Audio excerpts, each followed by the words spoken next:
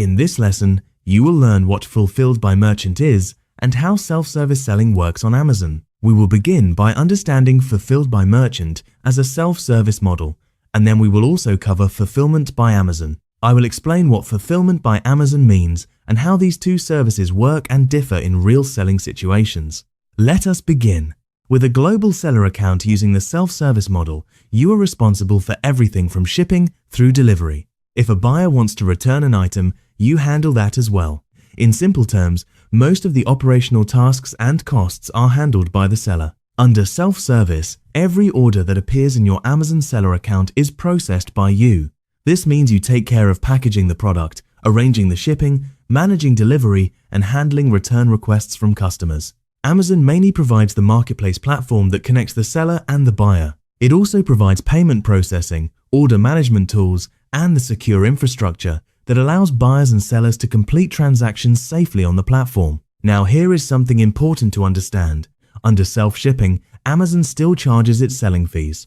These usually include the referral fee, and depending on the marketplace and product category, there may also be additional closing fees or other applicable selling fees. However, Amazon does not charge fulfillment shipping fees in the self-service model the way it does under Fulfillment by Amazon. In the self-service model, the seller is responsible for arranging and paying for shipping using third-party courier or logistics providers. If you charge the customer a shipping fee in your listing, Amazon will collect that amount from the buyer and pass it to you. But the actual courier cost is still paid by you as the seller. Another important point beginners should understand is that even though sellers handle most operations in the self-service model, Amazon still enforces marketplace policies.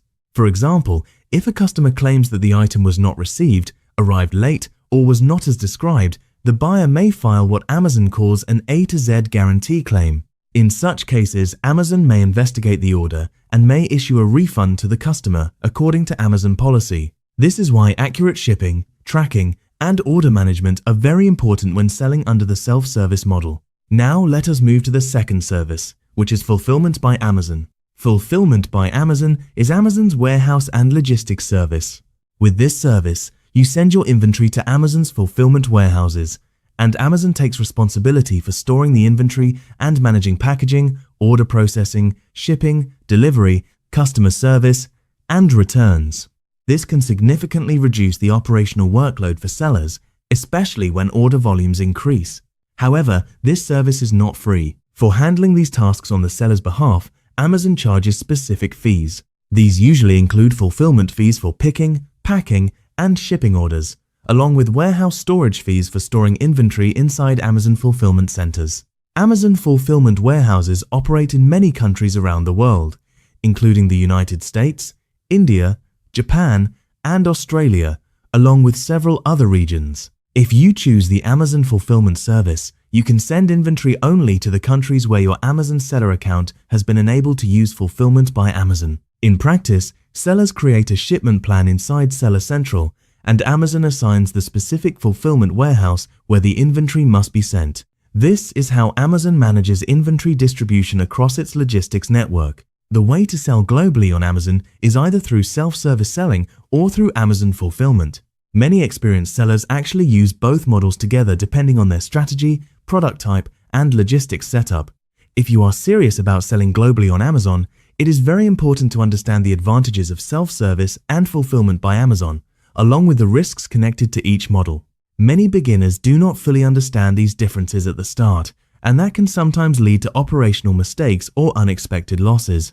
In the next lesson, we will look more closely at which option may be more suitable for beginner sellers when selling globally on Amazon, Fulfilled by Merchant or Fulfillment by Amazon. In this lesson, I want to explain why many Amazon beginners start with Fulfilled by Merchant, also known as FBM, and how this model can help you test products in the global marketplace before making larger investments. First, let us understand what FBM actually means. Fulfilled by Merchant simply means that the seller is responsible for storing the product, packing the order, and shipping it to the customer after the order is placed. Amazon provides the marketplace and the customer, but the seller handles the fulfillment process. Many beginners start with FBM because it can reduce the initial risk compared to other fulfillment models. When you use FBM, you do not need to send inventory to Amazon warehouses in advance.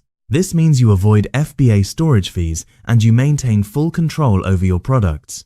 Because of this flexibility, beginners often start with small quantities of inventory while they are still learning how Amazon works. Instead of investing heavily in stock at the beginning, FBM allows you to test the marketplace gradually and understand how products perform. However, it is important to understand that FBM is not completely risk-free. When you choose seller-fulfilled service, you are responsible for the entire shipping process. This includes packaging the product properly, arranging delivery, and making sure the order reaches the customer on time.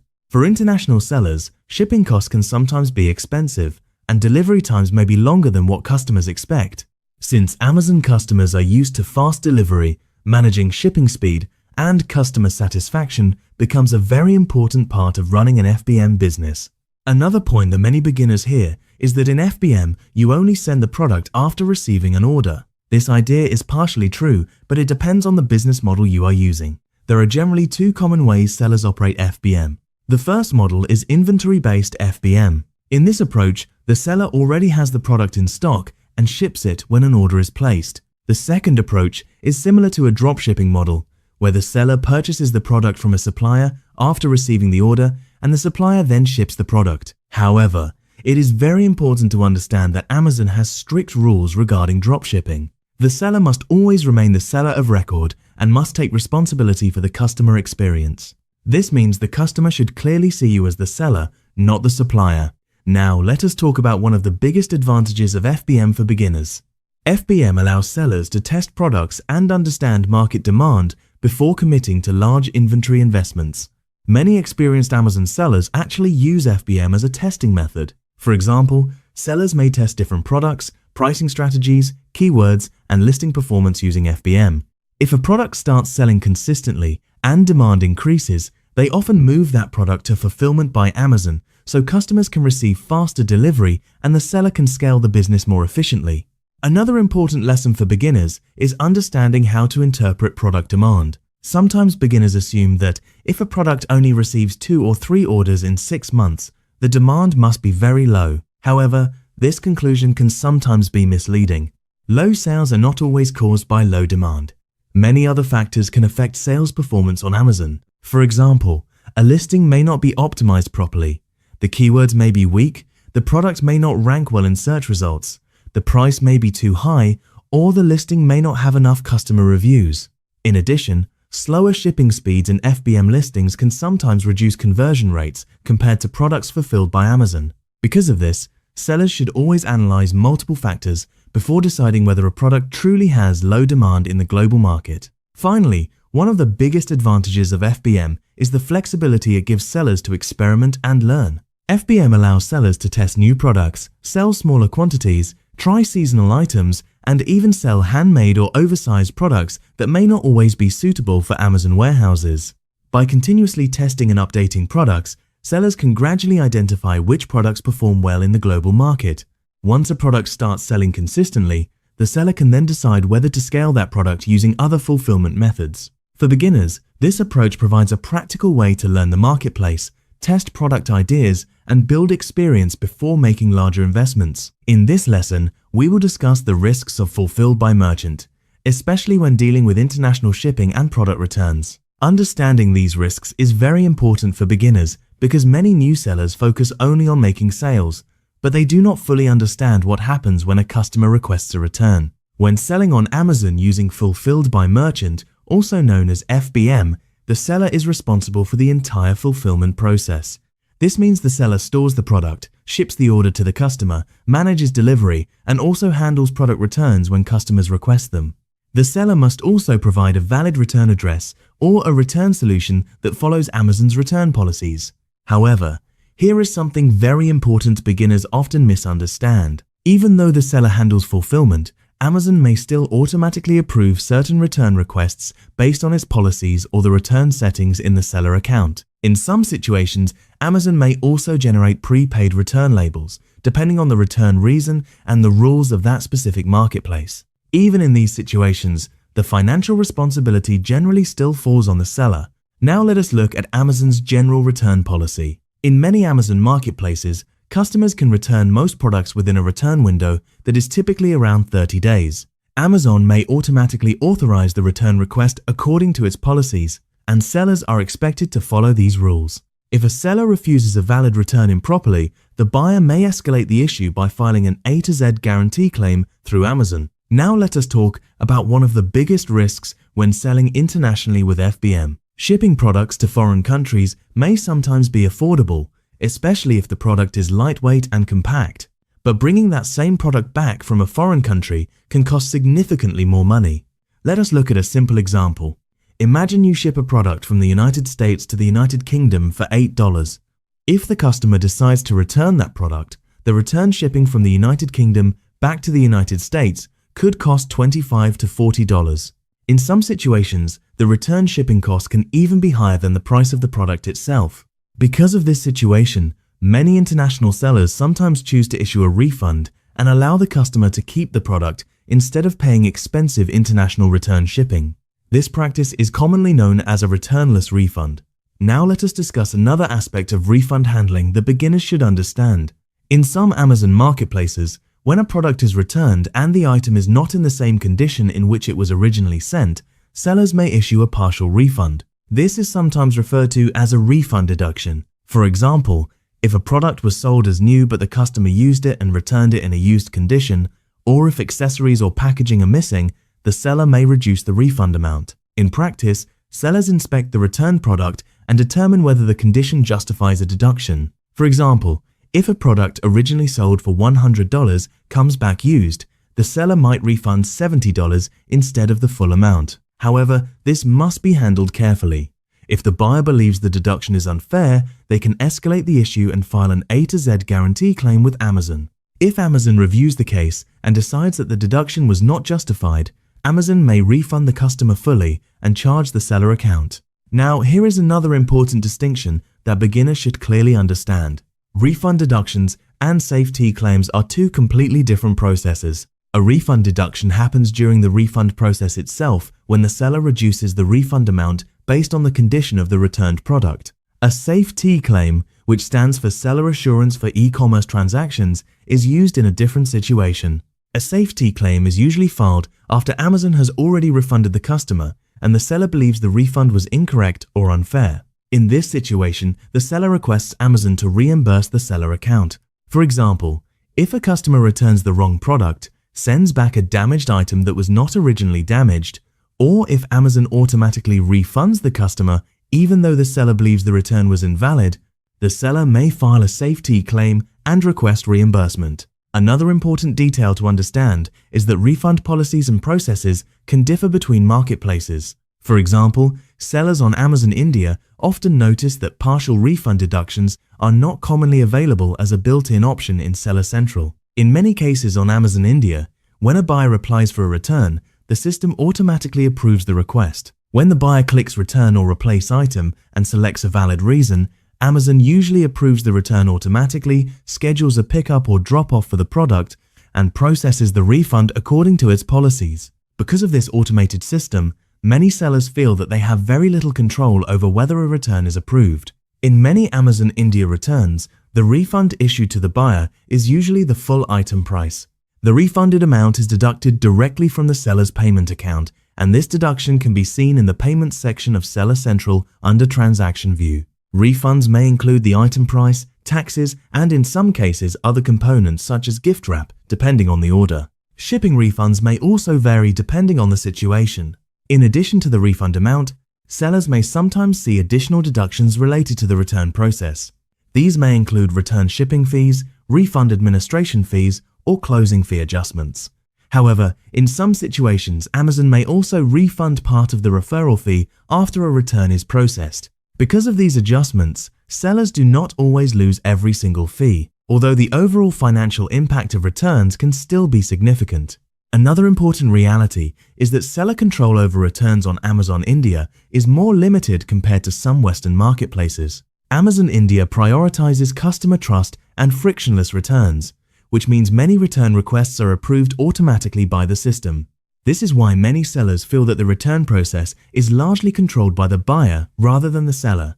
Even though the refund may happen automatically, sellers can still take action in certain situations. For example, if the customer returns the wrong item the seller can contact seller support and report the issue. If the product is returned damaged by the customer, the seller may open a case and provide evidence. If there is suspected return abuse or fraud, the seller can also report the buyer through seller support. However, it is important to understand that reimbursement in these cases is not guaranteed. Another important financial detail is return shipping responsibility. If the return is caused by a seller-related issue such as a defective item, a damaged product, or the wrong item being sent, then the seller is usually responsible for paying the return shipping cost. However, if the return happens because of buyer remorse, such as the customer saying they ordered by mistake or did not like the product, then, depending on the marketplace and seller settings, the customer may sometimes pay the return shipping.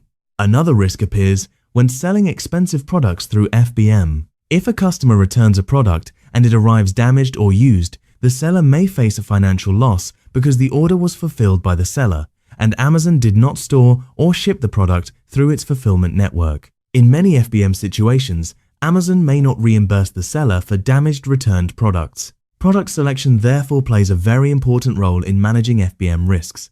Products with high volumetric weight or large physical size can create serious challenges when selling globally. Large products increase shipping costs, increase return costs, create customs complications, and increase the risk of product damage during transportation. For this reason, many experienced sellers prefer to sell products that are small, lightweight, durable, and have strong profit margins that can absorb possible return losses. So in this lesson, we developed a clear understanding of the operational and financial risks of Fulfilled by Merchant, especially when dealing with international orders, returns, and refund handling. In the next lesson, we will discuss the benefits of Fulfillment by Amazon and how it can help reduce many of the operational challenges that sellers face. In this lesson, you will learn the key benefits of using Amazon FBA.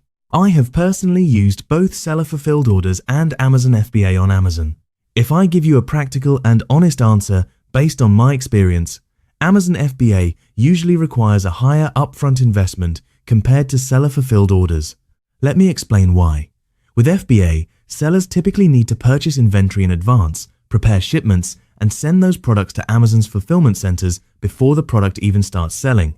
Because of this upfront investment, mistakes in product selection, demand estimation, or pricing strategy can sometimes lead to larger financial losses if the product does not sell as expected. This is very important to understand before starting with FBA. If sellers do not properly understand product research, pricing strategy, storage fees, and demand forecasting, FBA can start to feel financially risky. Inventory may remain unsold in the warehouse, storage fees can increase over time, and price competition may reduce your profit margins. Now, here is something beginners often misunderstand. The risk is not because FBA is a bad system. The risk usually comes from poor planning or weak product research. In reality, many sellers run very stable and profitable FBA businesses for years. When done with proper research, correct product selection, and careful planning, Amazon FBA can become a very powerful and scalable business model. Now let us briefly understand some of the key benefits of Amazon FBA. The first major benefit is that instead of the seller managing the entire fulfillment process, the responsibility of storing, picking, packing, shipping, delivery, customer service, and handling returns is managed by Amazon. As sellers, we simply send our inventory to Amazon's fulfillment centers and pay Amazon the FBA service fees for handling these operations. This saves a significant amount of time for the seller. Instead of spending time on daily shipping operations, packaging orders, and responding to logistics-related issues, the seller can focus on more important business activities such as product research, sourcing better products, improving listings, and expanding the business. Let us look at a simple example. Suppose someone wants to sell on Amazon, but their primary work is something else, such as being a short-term trader in the share market. In such a situation, the FBA service provides the flexibility they need because Amazon handles the operational side of fulfillment while the seller focuses on their main work. Another important benefit of Amazon FBA is that the responsibility for handling buyer returns is also managed by Amazon. When a customer wants to return a product, Amazon receives the returned product through its fulfillment network and processes the return. Amazon then inspects the returned item. If the product is still in sellable condition, it is placed back into the seller's inventory and becomes fulfillable again on the Amazon platform. If the product is damaged or cannot be sold again, it may be marked as unfulfillable inventory. In some cases, if the product gets damaged during Amazon's handling or transportation process, Amazon may reimburse or compensate the seller according to Amazon's reimbursement policies. From a seller's operational perspective, this is another major benefit of FBA because Amazon handles the logistics, return processing, and customer service on behalf of the seller. These are some of the major benefits of using Amazon FBA. Now let us move forward and talk about the risks and important factors that every seller should understand before starting with Amazon FBA. In this lesson, you will learn the major risks of Amazon FBA and the common mistakes sellers must avoid.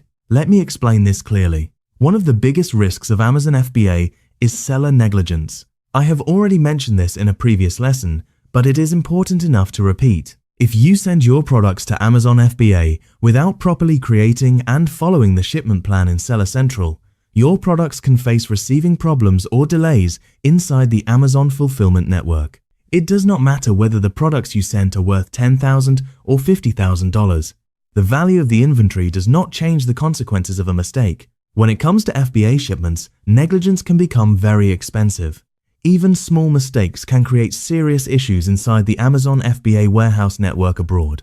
Let us look at a simple example. You create a shipment plan in Seller Central and Amazon assigns your inventory to a specific fulfillment center in the United States. However, during shipping, you accidentally send the products with incorrect labels or ship the cartons to a different location than the one assigned by Amazon. In such situations, the products you sent can be delayed, misrouted, or temporarily held inside the fulfillment network until the issue is resolved. Now here is something beginners often misunderstand. If sellers do not properly follow the shipment plan, several types of problems can occur. Inventory may arrive without proper labels. Cartons may be sent to the wrong fulfillment center. Units may be incorrectly prepped or packed, or the shipment contents may not match the shipment plan created in Seller Central. When these types of mistakes happen, Amazon may delay receiving the shipment, route the inventory to another fulfillment center, mark the inventory as problematic or unfulfillable, or place the shipment under investigation. For example, if the shipment plan clearly states that the inventory must be sent to a specific fulfillment center, but the seller sends the cartons to a different location, Amazon may reroute the inventory internally within its network. This internal transfer can create receiving delays and may also result in additional processing or placement-related charges. In many cases, these issues can be resolved by communicating with Amazon seller support. But if the situation is more complicated, the inventory may remain delayed inside the fulfillment network while Amazon investigates the shipment discrepancies. From practical experience, these delays can sometimes last several days or even weeks depending on the situation. Another important risk sellers should understand is that inventory can sometimes face problems inside the warehouse network itself. In rare situations, inventory units may be misplaced, damaged, or counted incorrectly during receiving or internal warehouse handling. Amazon does provide reimbursement policies for certain types of inventory loss or damage, but the process of identifying the issue, opening a case, and receiving reimbursement can take time. Because of this, experienced sellers regularly monitor their inventory reports and shipment records to make sure everything is accounted for properly. Another major risk of sending products to a foreign Amazon FBA fulfillment center is something many beginners do not think about in advance. Once the products are shipped there, bringing them back to your home country becomes very difficult and expensive. Products stored in an Amazon FBA warehouse can only be removed through Amazon removal orders.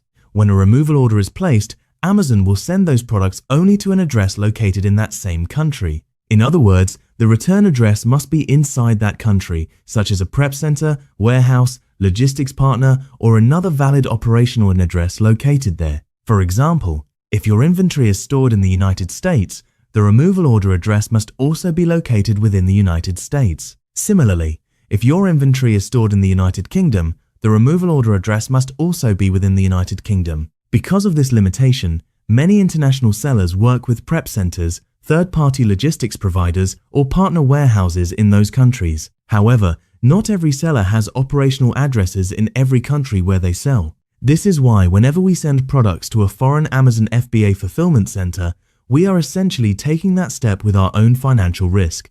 This is very important to understand. Whatever products you send to an Amazon fulfillment center abroad should be products you are reasonably confident will sell in that market.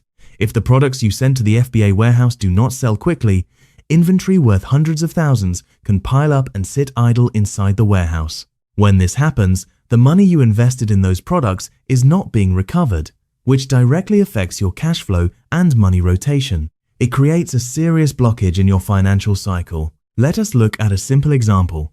Suppose you invested 10 lakh rupees and sent products to an Amazon fulfillment center in the United States. If those products do not sell the way you expected, it is essentially the same as freezing your 10 lakh rupees in a foreign country. So, if the products you send to FBA do not sell fast enough, that itself becomes a real financial risk that sellers must carefully consider. Another important risk of Amazon FBA involves the storage fees and aged inventory charges that Amazon applies. Amazon charges monthly storage fees for inventory stored inside its fulfillment centers. These fees are calculated based on the amount of warehouse space your inventory occupies. If your products sell slowly and remain inside the fulfillment center for a long time, Amazon may also apply aged inventory surcharge fees on top of the regular monthly storage fees. These additional charges are applied when inventory stays for extended periods such as 181 days, 271 days, or even 365 days. When products remain unsold for such long durations, these storage and aged inventory fees can gradually increase and lead to long-term financial losses for the seller. Another risk that sellers must understand is price competition on Amazon. Many products on Amazon are sold by multiple sellers on the same listing. When several sellers compete for the buy box, price reductions can happen quickly. In order to stay competitive, sellers may feel pressure to lower their selling price. If this happens repeatedly, the profit margin on the product can shrink significantly. Another factor beginners often overlook is product return rates. On Amazon, customers can easily return products, and in certain categories, the return rate can be quite high. When products are returned, some units may come back in unsellable condition due to damage or missing parts. These returned units may then be classified as unfulfillable inventory, which can create additional losses for the seller. Sellers should also understand that Amazon regularly updates its platform rules, operational policies, and fee structures. Changes in FBA fees, packaging requirements, listing compliance rules, or category restrictions can affect how sellers operate on the platform. Because Amazon controls the marketplace infrastructure, sellers must always stay updated with policy announcements and operational updates inside Seller Central. Another operational limitation sellers sometimes face is FBA inventory restrictions or restock limits. Amazon may limit how much inventory a seller can send to fulfillment centers depending on factors such as storage capacity, account performance, or sales history. During high demand periods or peak seasons, these limits can affect how sellers plan their inventory shipments. So, the key takeaway is this: Amazon FBA can be extremely powerful when products sell quickly and inventory moves efficiently. But it can also become risky if shipment accuracy, product demand, competition, return rates, storage planning, and platform rules are not carefully understood and managed.